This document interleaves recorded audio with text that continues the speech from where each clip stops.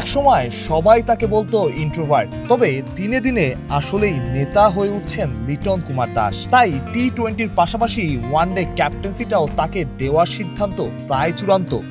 মেহেদী হাসান মিরাজের জায়গায় আসছেন লিটন, আজই হতে পারে সিদ্ধান্ত। নাজমুল হোসেন শান্ত ছিলেন আলোচনায়, তবে শেষমেশ লিটন দাসেই ভরসা রাখছে ক্রিকেট বোর্ড। টি-20-তে সাফল্য, লিটন হচ্ছেন ওয়ানডের নতুন নেতা, এমনটাই খবর। আজকের অনুশীলনের ঘটনায় দেখুন না, ব্যাট হাতে খানিকটা স্ট্রাগলই করছিলেন খালেদ আহমেদ। সেটা তিনি করবেন তেমনটাই স্বাভাবিক, ব্যাট হাতে তার মূল কাজ না। তবে ওই যে শেষ দিকে দলের প্রয়োজনে গুরুত্বপূর্ণ কিছু রান, খালেদকে দেখেই এগিয়ে গেলেন লিটন, বোঝালেন তার কি করা উচিত, কোথায় ভুল।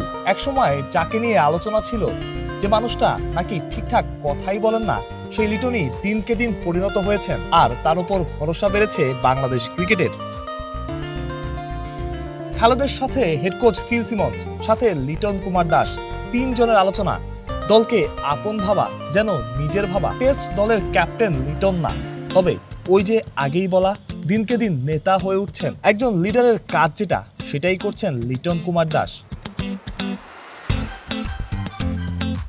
সবকিছু ঠিকঠাক থাকলে আজই আসতে পারে ঘোষণা, বিকেলে বোর্ড মিটিং, তারপরই সিদ্ধান্ত।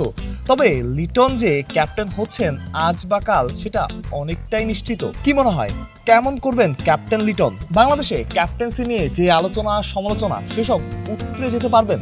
সবকিছুই থাকবে, তবে দিন শেষে প্রয়োজন সাফল্য।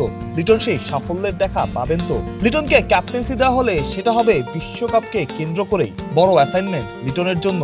টি-20 বিশ্বকাপটা খেলতে পারেননি, তবে কি সেটা পূরণ হবে ওয়ানডে বিশ্বকাপ দিয়েই? মাহরুজ প্রত্যয়, বিডি ক্রিক টাইম।